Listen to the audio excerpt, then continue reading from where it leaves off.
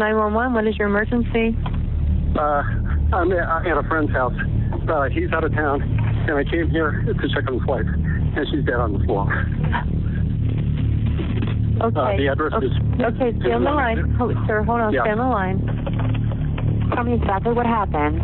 My friend, Teresa Sievers, she's a doctor. I'm a doctor. Husband is in Connecticut, and her husband called me to say she didn't show up at work, and she's not answering her phone. And I was on my way into work, so I swung by, and she's dead on the floor. And there's a hammer at the side, and she's bashed in the back of the head. She's cold. I mean, somebody killed her. You know, I can't see her falling or anything like that. I just looked and I thought, my God, she's my friend.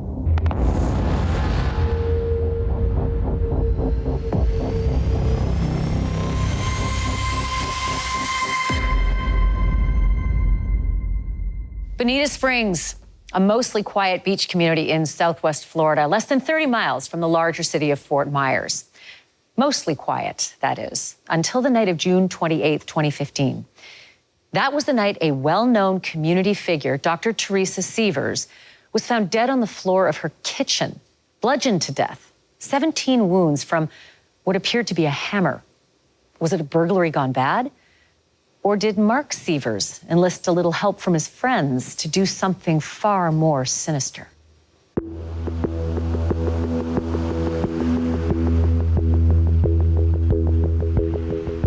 Shock and terror tonight in this normally quiet Bonita Springs neighborhood. Crime scene investigators surrounded this house, which neighbors say is home to a family of 4. Initially, upon receiving the call, I was sitting in the office, and we received limited information, basically, that there was the deceased remains of what appeared to be a female, and that it appeared to be a homicide. As I walked into the kitchen, immediately to my left by the refrigerator, I could see the obviously deceased remains of Dr. Teresa Sievers.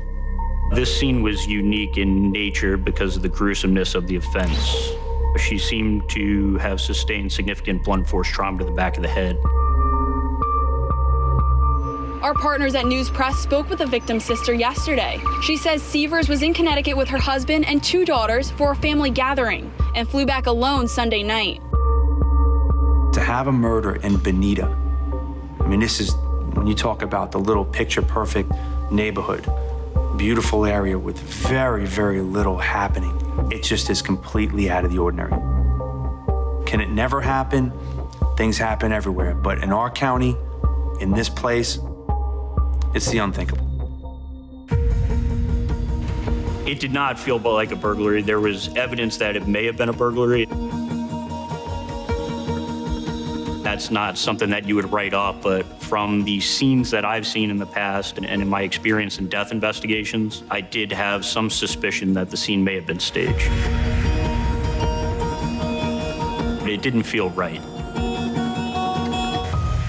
A lot of people don't know what the blue zones are. The blue zones are 5 areas in the world where people are living well into their hundreds. She was this dynamo of a person who was not quite 5 feet tall, but who owned a room when she walked in. She always had a smile on her face. She always had a solution. She always had something to offer. Lupus is an autoimmune illness. To her patients, she was the only person who ever made them feel better or feel like there was hope that they would someday feel better.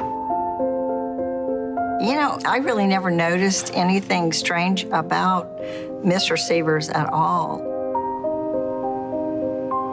He was always out with the girls.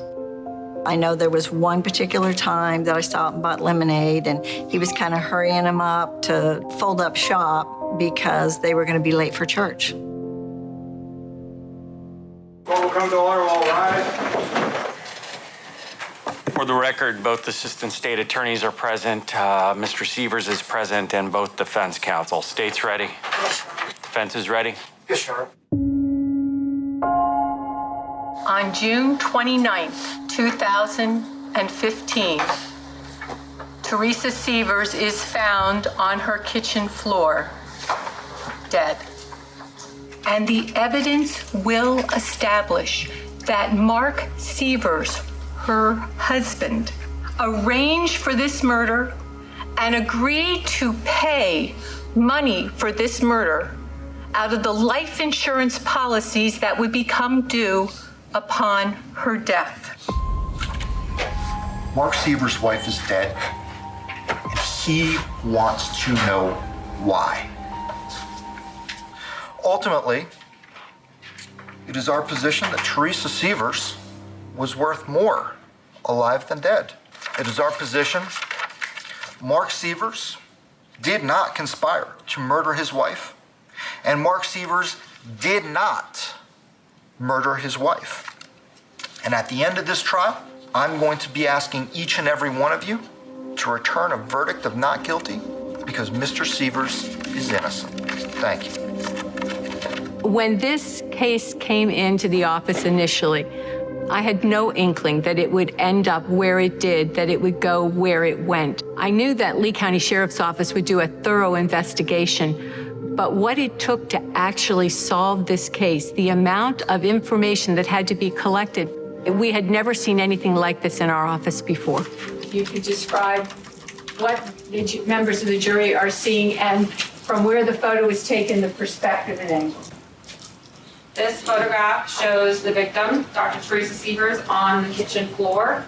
He has never told his defense team anything other than that he loved his wife. So there were certain times when there was either the discussion of her murder in details or photographs, he would become very emotional. Initially, when we first started the case, we probably had 5,900 pages and ended up with over 90,000 pages and gigabytes worth of data. Was her head shaved? Yes, we had to. Yes. Is that standard procedure in every autopsy? Not every autopsy, but in autopsies where you have injuries to the scalp, it allows us to visualize the actual injury. In this case, there were many injuries that were underneath the hair, so we had to remove that hair in order to better characterize those injuries. The day I attended the autopsy of Dr. Sievers, it was apparent to me that there was a large amount of overkill. And to be very clear, what I'm trying to say is she was hit so many times. There was so much damage to her body. It said to me that someone either enjoyed themselves or this was a possible crime of passion where someone knew someone. Okay, and repeat that one more time.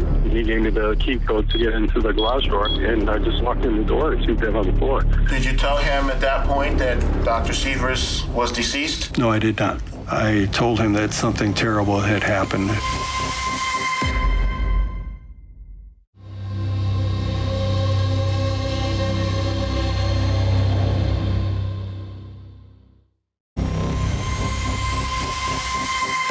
This brutal, premeditated crime, cold and calculated according to the prosecution, was beginning to draw international attention.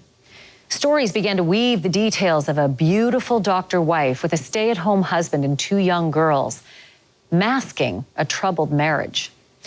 All the while, the investigation was going nowhere. But then a get-together in Missouri would yield a tip that changed everything. Hey, Mark. This is Officer Mark. I'm just calling to check on you, see how you're doing. Teresa comes back tonight, and then the girls and I will be back on Wednesday night.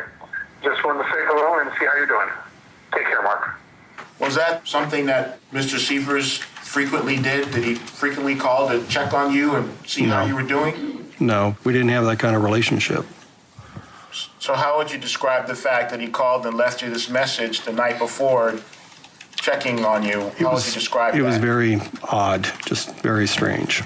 And the morning of June 29th, did you happen to receive any contact from Mark Sievers? Yes, I did. Hey, Mark. This is Mark. I called yesterday just to check on you. Now I'm calling you today to see if you can check on Teresa. It was a voicemail from Mark, Mr. Sievers, asking me to go to the house and check on his wife. Teresa's not at work yet, and the office is calling and texting, and we can't get through to Teresa. So I just thought maybe if you could possibly swing by the house. And the garage code is 1313, enter, and then the door opens up. I started to walk towards the entryway from the garage into the house, and one of the dogs, they had 2 dogs, and one of the dogs ran out into the driveway. As I was walking into the house, I was calling her name. There was no answer. After I took a couple of steps into the house, it was obvious where she was. She was dead on the floor in the kitchen. I know that you're a doctor, but can you tell me how you were able to figure out at that point that Dr. Sievers was dead? Well, there was a lot of blood on the floor in the kitchen, a big puddle around her body, and she had this massive head wound in the back of her head, and she was cold and lifeless. I yelled into the house.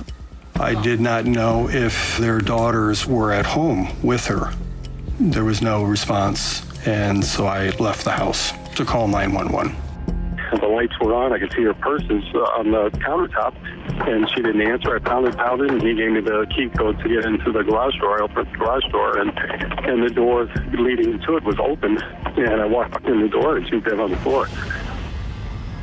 After I got off the phone with 911, I called Mr. Sievers to talk to him further about what had happened. Did you tell him at that point that Dr. Sievers was deceased? No, I did not. I told him that something terrible had happened and that she was hurt. Did he ask how his wife was hurt? He didn't ask specifically, but he asked, was it a robbery? Mark Sievers' behavior was unusual. A reasonable husband would say, what happened? Mr. Sievers did nothing reasonable that day. He didn't ask if she was going to the hospital or what hospital she was going to. So knowing that the paramedics were there? That told me he knew she was dead. And that's what I wanted Dr. Petrides' testimony to convey to the jury. Do you solemnly swear or affirm that the testimony you're about to give will be the truth, the whole truth, and nothing but the truth? I do. Thank you. Initially, when Dr. Sievers was found on the 29th of June 2015, did you have any suspects at that time? No. At some point, was there a break in the case? Our largest break occurred, saying July 9th, same year. We received a phone call from someone up north saying that they knew of a witness that had information that could impact our investigation. Her name is Rose Gruner. Rose spent a lot of time with this person we would later learn to be Kathy Moran. And she overheard Kathy speaking to her daughter, who we would later learn to be Angela Wright. And Angela was very upset that her new husband had left abruptly for a trip to Florida and had oddly left his cell phone home. We start looking into who does, the husband, Mark Sievers, talk to? Who talks to him? And you see that frequent activity of Curtis Wainwright. And now you compare that to the information that you get from Rose Gruner, and we find out that this guy who took a last-minute trip to Florida conveniently on the weekend Teresa Sievers was murdered happens to be the best friend of Teresa Sievers' husband. Wainwright and Mark Sievers were childhood friends.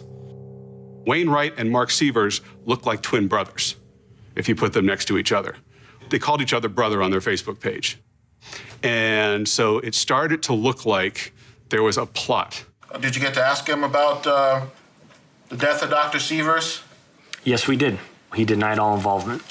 Based on the information that Rose was able to give us and the information that we were able to confirm, we had enough to obtain a search warrant for Curtis Wainwright's residence, later his vehicle, and Mark Sievers' condo.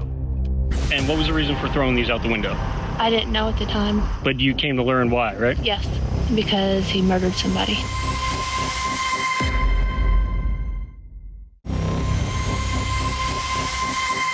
All it took was a tip from a woman named Rose, and the investigation went from cold to blazing hot.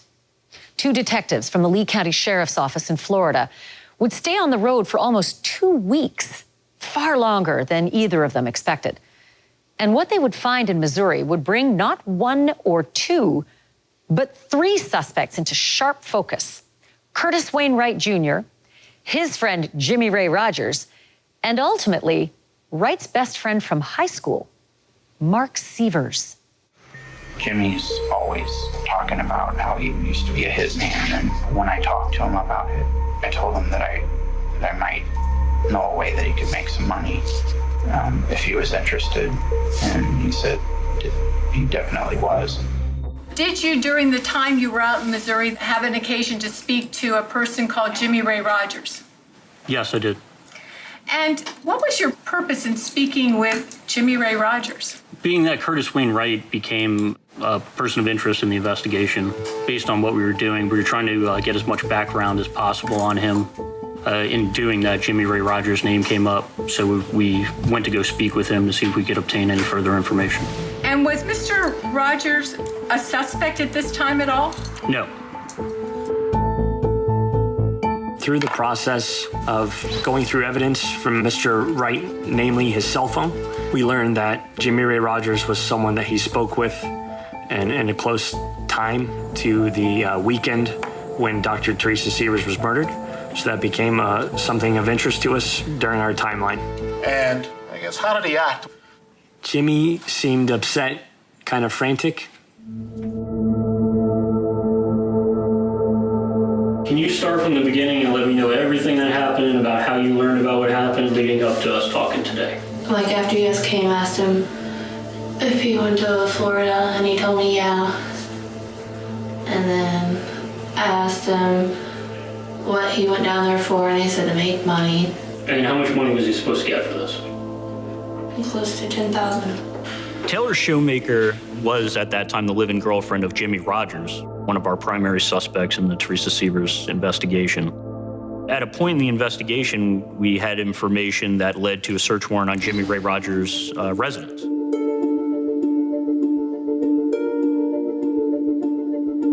I want to move a few weeks forward to July 18th. So the detectives have left, and what did Mr. Rogers say or do? I don't think he spoke to him very long. I think he pretty much shut him down. They left a business card on the counter, and he grabbed that card and got rid of it. I never seen it again. Did he also take anything to the dumpster to throw out? Yes, the shoes. And were those the shoes that had been in the cooler when he got home? Yes. What happened after that? He got his phone out of a locker and put it in a drinking fountain and then stomped it and smashed it. Did you end up having a conversation with Miss Taylor? Did she end up speaking to you about potential evidence that you might be able to locate? Yes. She did point out 4 specific items and later took me to another location where I recovered further evidence. How did we come to find these items today? So I threw them out the window. And what was the reason for throwing these out the window? I didn't know at the time. But you came to learn why, right? Yes. Okay, and why is that? Because he murdered somebody. Did you and Mr. Rogers have a conversation when you were both in bed? Yes. I brought up the conversation. I was the one that pretty much told him I knew that he had something to do with the murder. He said they killed her with a hammer. Did Jimmy have a nickname for himself? Yeah, Jimmy the Hammer. As of June 12th, that Curtis Wright was a person of interest. Is that correct? Yes. In fact, he was a suspect then. Yes. We transported him from Missouri back to Lee County. And during that trip back, did Mr. Wright say anything to you about this case at all? No. Okay, bring him out.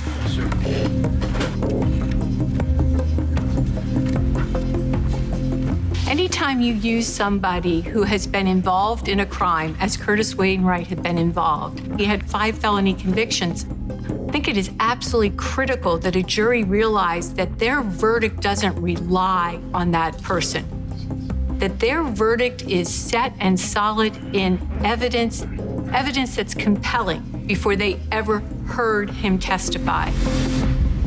You have never taken a polygraph about this case, have you? I offered to. That wasn't what I asked. You have never taken a polygraph in this case, have you? Wasn't asked to. That wasn't what I asked.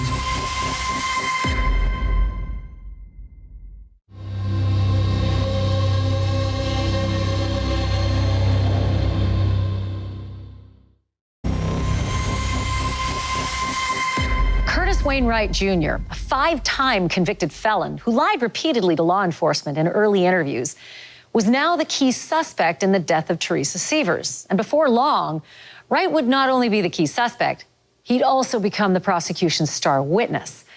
But could they convince a jury to believe an ex-con who was also Mark Sievers' best friend that his story of a murder for hire was actually the truth? Mr. Wright, who killed Dr. Teresa Sievers? Jimmy Rogers and I physically did it, but Mark Sievers was also involved in the planning. Why did you do it? I was asked to do it. By whom? Mr. Sievers. I guess it really started about 6 months before.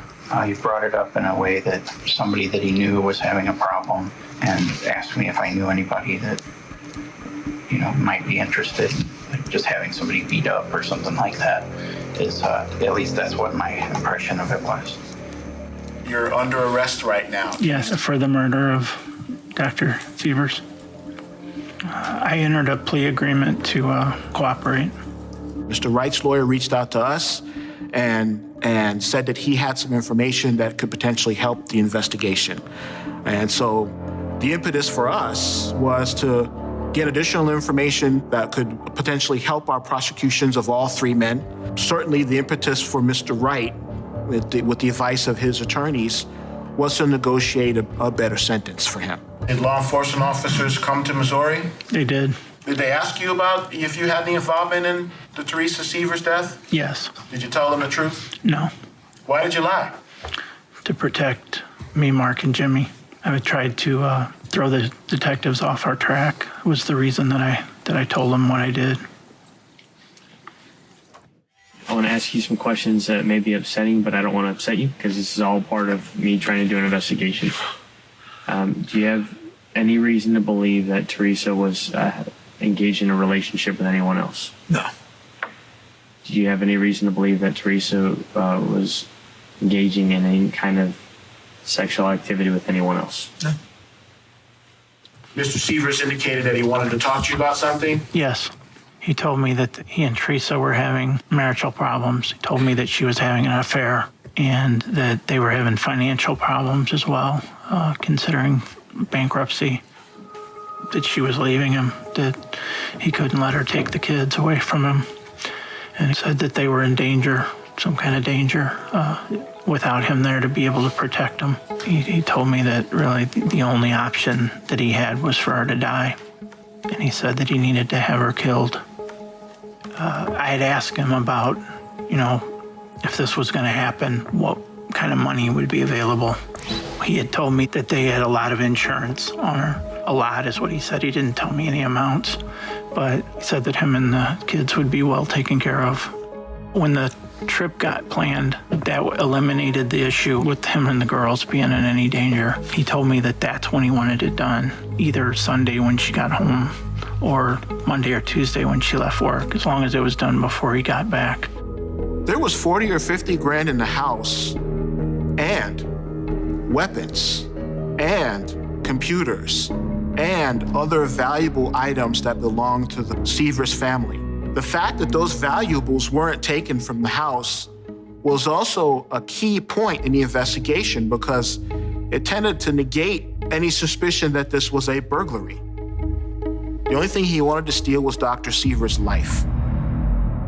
Have you decided now how she was going to die? No, not at that point. We hadn't. There was a few different ideas. Initially, I would have liked to have seen it be more looked like an accident. Mark's suggestion was that she walked in on a robbery. She got home probably 25 minutes before we were expecting her. And when she entered the house, what did you do? I panicked. I jumped up and I followed her into the house. When you followed her into the house, did you pick up anything? I did. What did you pick up? There was a hammer, among other things, laying on. There's a little chest freezer sitting right to the right side of the door going into the house. So it was right there.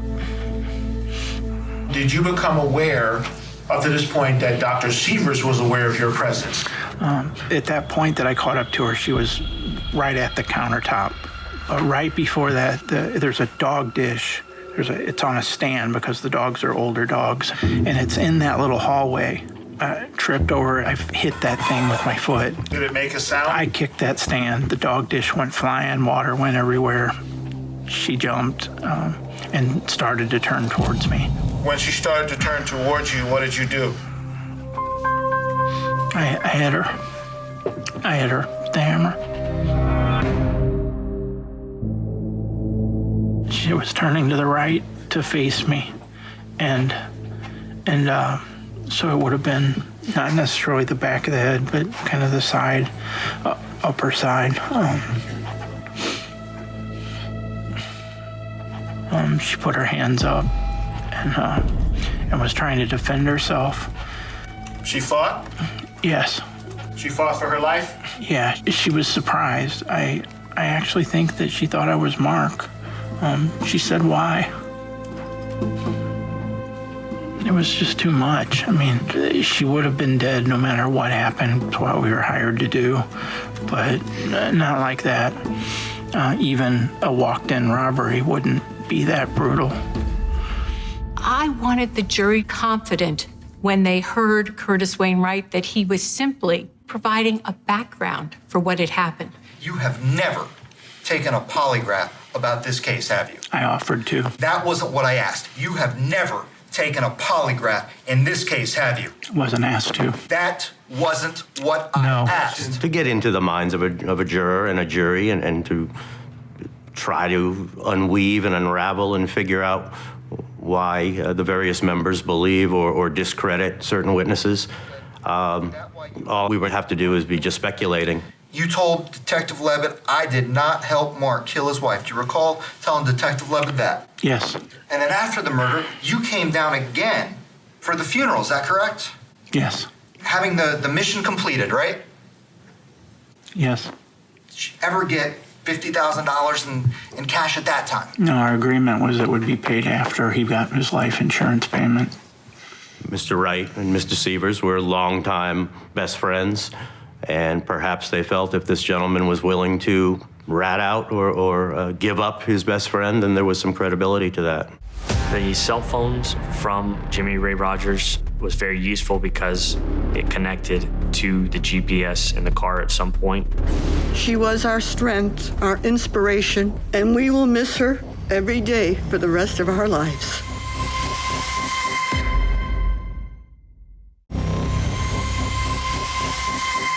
So law enforcement had a suspect, in fact, two, but they still needed Curtis Wainwright Jr.'s story to match the evidence.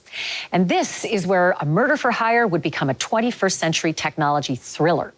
Cell phones, burner phones, a Garmin GPS, over 90,000 documents, all evidence that would make this case the largest ever handled by the Lee County Sheriff's Office and the state attorney. What the data would ultimately reveal would be a roadmap that would lead to a trio of killers. Hopefully we can talk privately tomorrow. Nothing about you or Angie, but it's personal. It was sent to the name of Wainwright. It was sent to him. And was that message deleted? Yes. I want to refer to the line 57673. Do not want to really use, in quotes, secure texts, end quotes, as I believe nothing is really secure once it's out there. And to whom was it sent? To Wainwright. Mark Sievers' cell phone had a number of text messages. To the blind eye would appear to be something that they weren't. But there was parts in the text messages where they became lazy and it almost became a bit of a joke. And that would be eventually what would cause problems for him legally. Did you see anything in Mr. Sievers' phone records when you were reviewing them that came to your attention? Yes. There appeared to be content in the text messages that showed that he was speaking with Curtis Wright and would suggest that they may be using another device to communicate. Was there a particular day that raised a flag to you? Specifically, June 28th and June 29th. Are those records around the time of the homicide? Yes. And where were you looking to get cell phone records around the time of the homicide, June 28th and 29th? It would be the towers closest to the incident location, closest to the crime scene.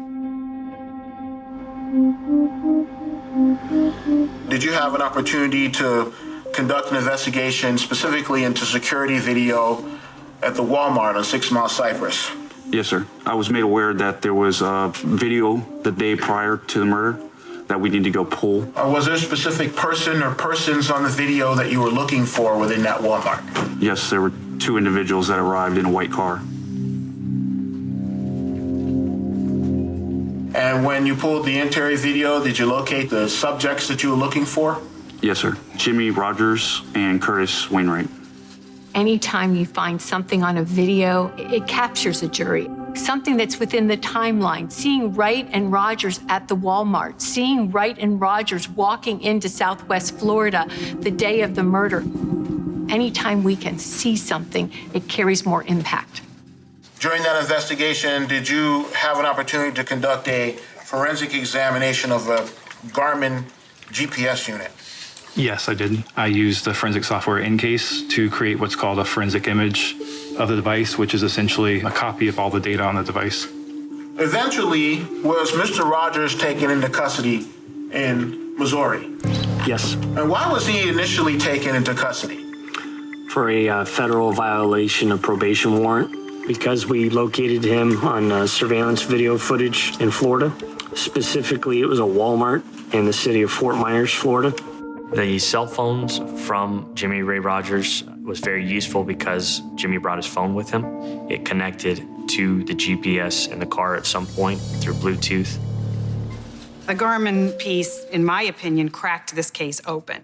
We had all these things we were sifting through, and when the Lee County Sheriff's Office were able to crack that Garmin and get into all that material, it was a turning point in the case, and that evidence was huge. Next witness. At this time, the state calls Myra Simmons. It was a monster as far as the amount of evidence went. And one of the reasons it was such a monster was because of the amount of cell phone evidence, or cell phone dumps, as we call them. Since I knew there was communication on the 7th, I looked at the Cellbrite downloads of his text messages to see if there was any communication. And he sent a text to Mr. Wright saying, "Since neither one of us are likely to carry both with us, whenever you want to use the other one, just text me, other, quote, other, unquote. And then when I can, I will call." So this kind of sparked my interest of maybe trying to communicate on the burner phones. I understood that there was communications on these burner phones on May the 17th, so I looked through Mr. Sievers' personal cell at his SMS message, and I found this message that says, to Wainwright's personal cell, "Hello, brother, from Ann, quote, other, unquote, mother." That was trying to tell me that maybe these burner phones were trying to communicate with each other. Obviously, the prosecution spent a lot of time with these text messages, and they assert or allege that there was some sort of a secret code going on with these burner phones, these private phones that they had.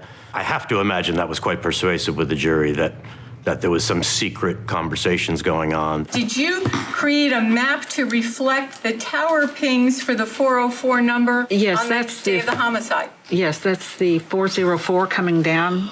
And if you see the last one right here is the homicide scene. And that phone shows that 404 pinged there around 11:28 p.m. the night of the homicide. Even when we narrowed it down to the 3 people we actually arrested in this case, just to go through their cell phone and the cell phone of the victim was an inordinate amount of material, an inordinate amount of time and redaction, because there was so much sensitive material. Okay, let's go back to page 38. Mr. Wright is a bad person. He is a killer. We never hid that from the jury.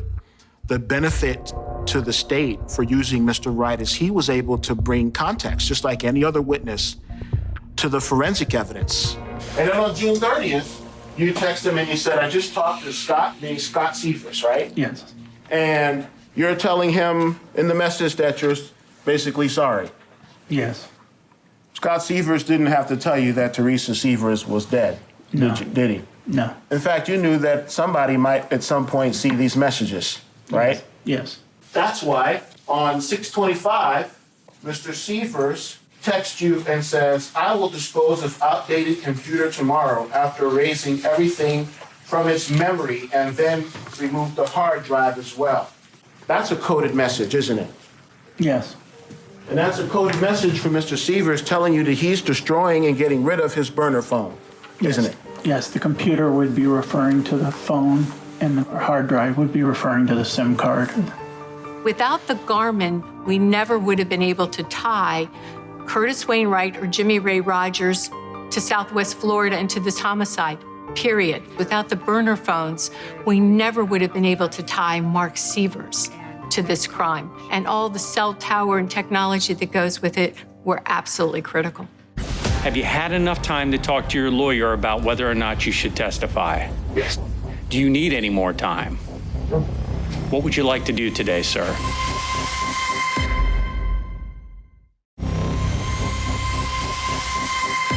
In the final days of the trial, the facts were becoming more clear.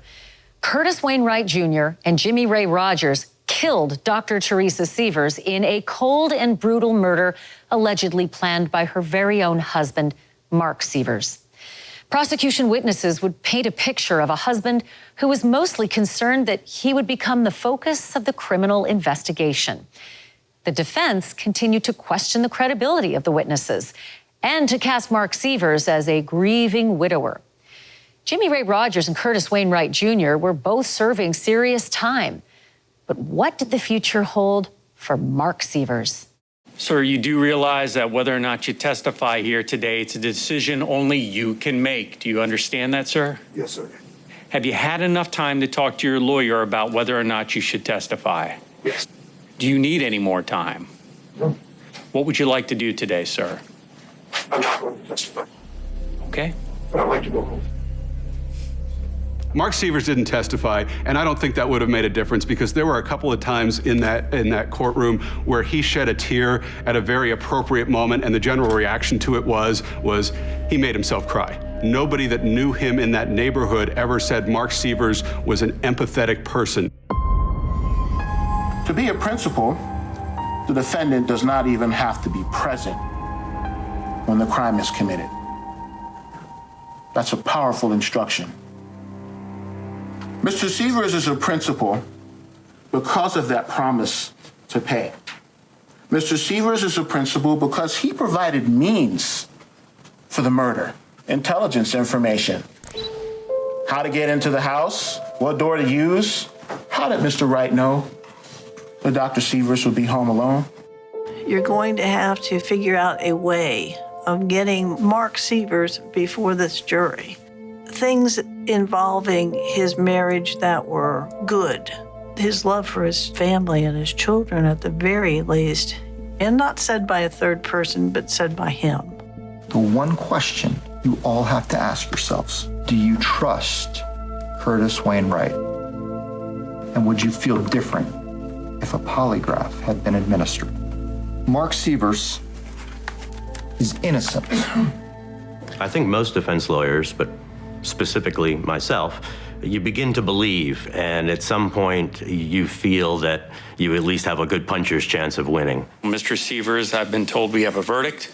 Does either side need any time to talk to their sides or their parties, because these things are tough and I'm not going to have any outbursts.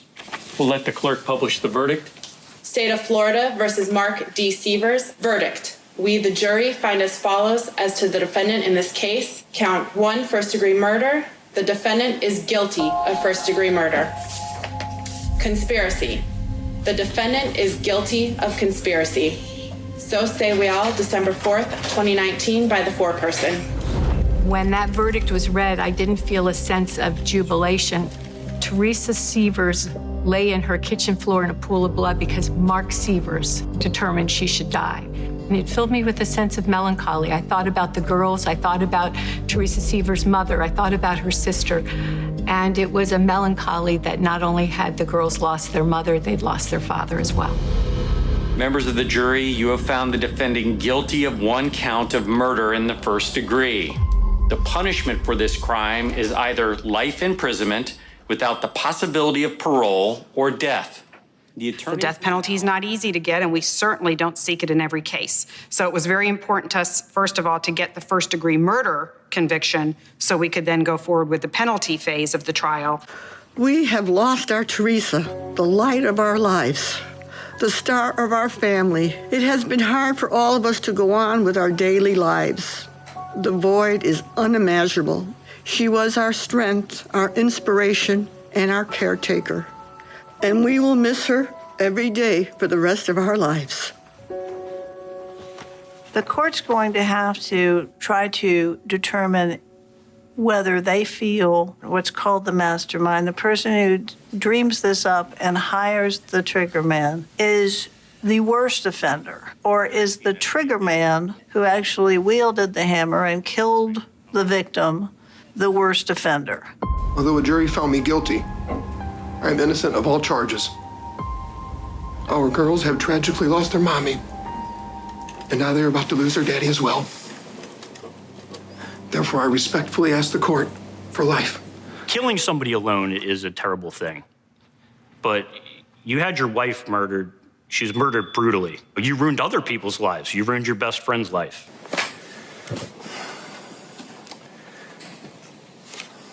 The jury came back with a recommendation for the death penalty. It's just that, it's a recommendation, but I have to give it great weight, which I will do. I was surprised. Nowadays, getting a jury to recommend a sentence of death is the exception and not the rule. What did surprise me is they did not find that this murder was done for pecuniary gain, which was the state's primary theory in the whole case, was that it was done for life insurance policies and money. Sir, I'm going to go ahead and adjudicate you guilty on each count. On the first count, first-degree murder, it's in order of the court that you be sentenced to death, sir. In the second count, conspiracy, I'm going to sentence you to 30 years in prison consecutive to count one.